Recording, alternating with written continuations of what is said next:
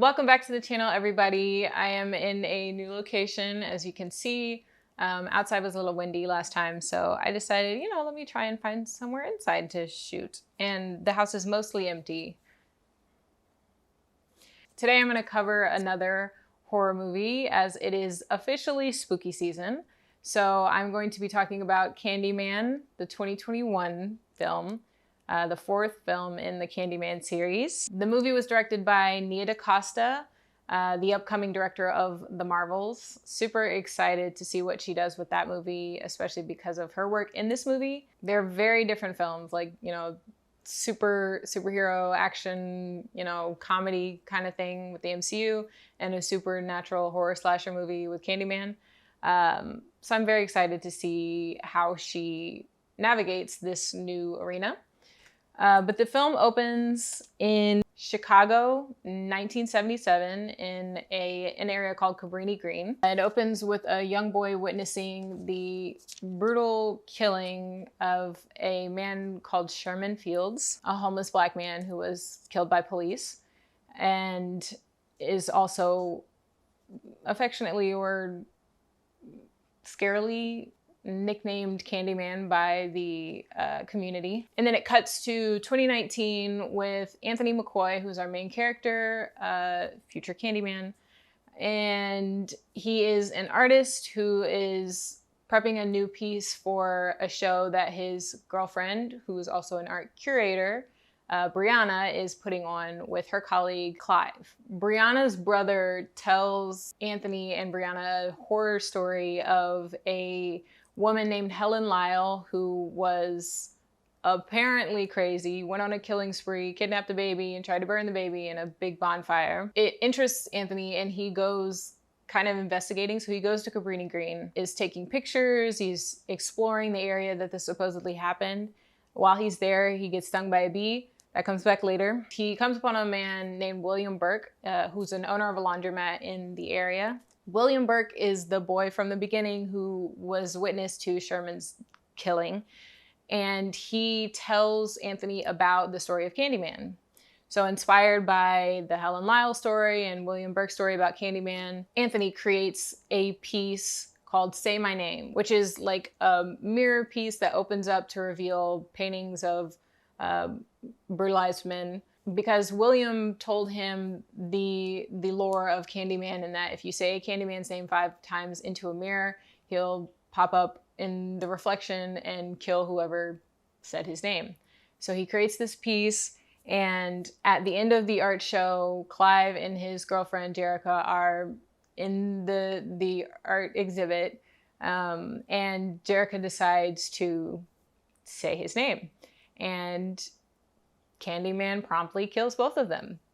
So Brianna finds the bodies, and it becomes this whole big thing. Anthony is he's kind of not even focusing on the fact that 2 people were killed. He's more focused on the news covering his piece, saying his name and saying the name of his piece. So he continues like down this path of this investigation, to this story, and he starts kind of feverishly drawing paintings of these unnamed, unidentified men who are like, they're very gruesome paintings. His whole concept around the piece in the art exhibit, as he was explaining to an art critic who was at the art show, is very, very bluntly covering the violence, police violence especially, committed against black men. So these pieces like are born out of that. He's in kind of this crazy spiral of just painting gore. He begins to see Candyman, and eventually he does an interview with the art critic who, after seeing his name on the news, is now excited to interview him and talk about his piece. She was critical before, and he convinces her to say Candyman's name in the mirror. Now, though we don't see her say his name, Candyman pops up in the reflection of a mirror back at Anthony, and it's his reflection, like they're moving the same. After Anthony leaves the art critic's apartment, Candyman kills her. He finds this out at a dinner with Brianna and some fellow art colleagues later that night, and like disturbed, he goes to find William and basically like get the whole story. So William tells him about the lineage of Candyman, that it wasn't just Sherman, it started with Daniel Robitaille, and there were other iterations of Candyman throughout the years, all Black men who were unjustly killed. Then we kind of cut, we don't know what Anthony's doing exactly during this time. We cut to him in the hospital because this bee sting that was on his hand, like the bee stung him like right here, but it's festered like all the way up to the side of his face. So he goes to the hospital and finds out while at the hospital that he was born there, which he had previously thought he was born on Chicago's South Side. So he goes to confront his mother and ask her about why she lied to him about where he was born. Come to find out, he was born in Cabrini Green, and he was the baby from the story of Helen Lyle, who was kidnapped. But his mom tells him the true story, that it was Candyman that kidnapped him, not Helen Lyle. And Helen Lyle ended up saving his life and died burning in the process. We follow Brianna and her brother. Brianna and Anthony get into it about him kind of going crazy and her feeling unsafe. And so her and her brother come back to the apartment to clean out her stuff, basically, and he's not there. And she's concerned. So she goes looking for him. The next time we see him, he's in an abandoned church with William, and the wound has completely disfigured all the half of his face and that right side of his body. And he's kind of like in a weird trance. Brianna goes in search of William at the laundromat because Anthony told her the story of how he met William and the story of Candyman that he told. And she is kidnapped by William, brought to the church, tied up. While there, William reveals his master plan. Sherman Candyman killed his sister when he was younger. And so this has caused him to want to resurrect the legend of Candyman. He knows the story. He knows that Anthony was the baby. He feels like the victim was stolen from Candyman, so now he's returning him by turning him into a Candyman. So he saws off his arm, sticks a hook in the stump, and puts him in the Candyman trench coat and calls the police saying that he's seen Candyman, the killer that's been killing all these people. He's seen him and he's in the location, that the abandoned church. Brianna escapes. William goes to chase her. She kills him. Anthony shows up, collapses. Police show up, shoot him on sight. Like there's no conversation, no nothing. So then they detain her, and the cop in the car is basically threatening her, telling her she can agree with the story that they're gonna go with that justifies his killing, or he attacked a cop, or she can go to jail. Instead, she decides to summon Candyman in the rearview mirror, and Anthony Candyman shows up because he's been killed and kills all the cops. That's kind of where we leave it. Oh, and he turns into, his face transforms into the original Candyman, Daniel Robitaille, and he tells her to tell everyone. So the legend of Candyman has been resurrected. So my thoughts. I'm going to start with the acting and the characters. For the most part, the characters felt real, like they felt like people who would exist. There were some caricatures, I think, but not egregious necessarily, and I don't think it did the movie a disservice at all. But not all of the characters had their own arc. Most of them were kind of in service to the bigger narrative, which twist turned out to be resurrecting Candyman's legacy. I didn't think that's where the movie was going from the beginning. I knew that Yahya Abdul-Mateen, Anthony, would turn into Candyman at some point, just because I've seen promo materials and stuff. But I didn't expect that it would be like a nefarious plot that he's transformed into Candyman. It wasn't something that necessarily happened organically. It was kind of orchestrated by William Burke. But that being said, the acting was pretty great overall, especially Coleman Domingo, who's an amazing actor. He plays William Burke.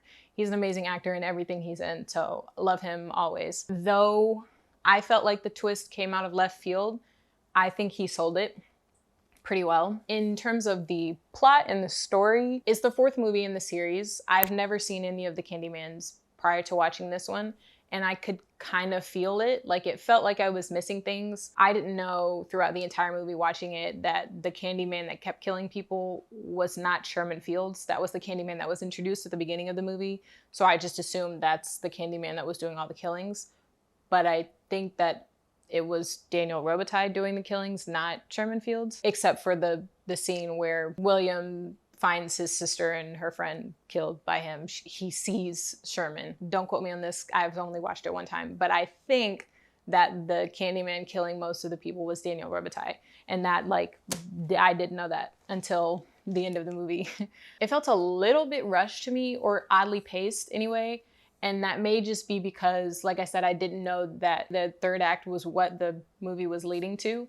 So it kind of felt like everything was really cramped and rushed in the latter half of the second act into the third act. The first act kind of set up the story, or tried to set up the story for those who haven't seen Candyman, which I appreciated, but it didn't feel to me like a setup for what ended up happening in the movie, because Anthony had no agency in what happened in the third act. Like, it happened to him. It didn't happen because of him or because of a choice he made. It felt short. It felt rushed, and I felt like, I still have questions. I'm missing things. So, and again, a lot of this may be because I've never seen any of the Candymans, and I think that it's supposed to be a spiritual sequel to the 1992 film, which is the original film. But there were 2 films in between that I think this movie doesn't contradict. I definitely feel like I could have benefited from knowing the story a little better, or having watched the other movies. Maybe I would have felt like it was rushed so much. But I still feel like a movie should stand on its own, even if it is a part of a series.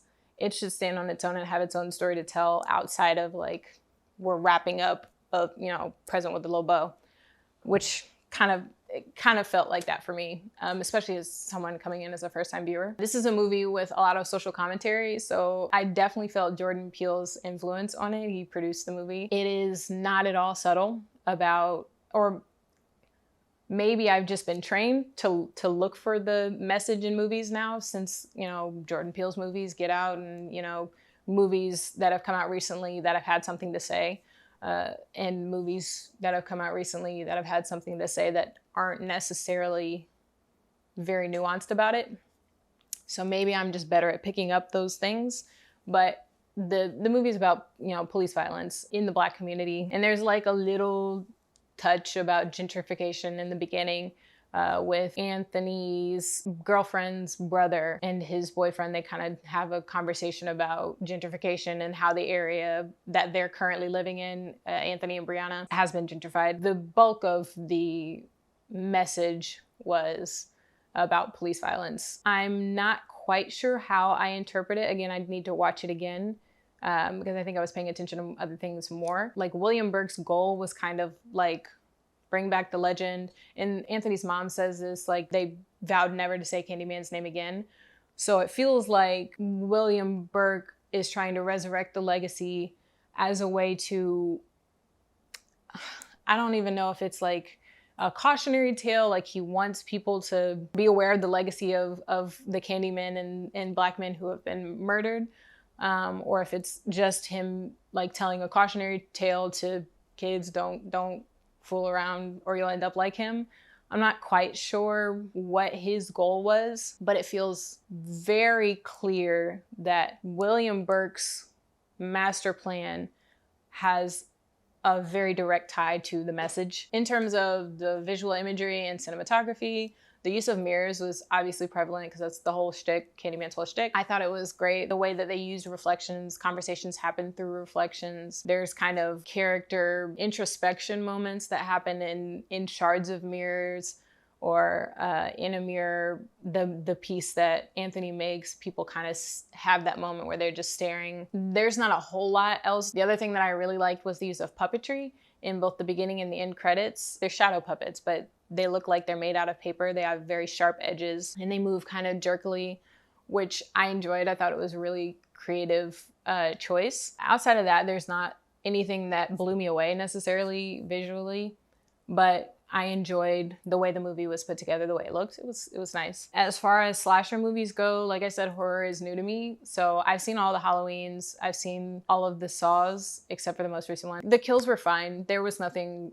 super special about them. Overall, I'd give the movie probably like a 6.5, 7 maybe, because I enjoyed the movie. When I watch movies, I watch actors a lot as an actor, and I think the acting really kept me engaged in the movie, even though it kind of felt a little rushed. The acting kind of is what drew me into the film. I think for those who are fans of the Candyman lore, it's a great movie to watch. I don't think that it, again, I've never watched them, but I don't think that it takes anything away from the lore. I think there's a little bit of added lore into it.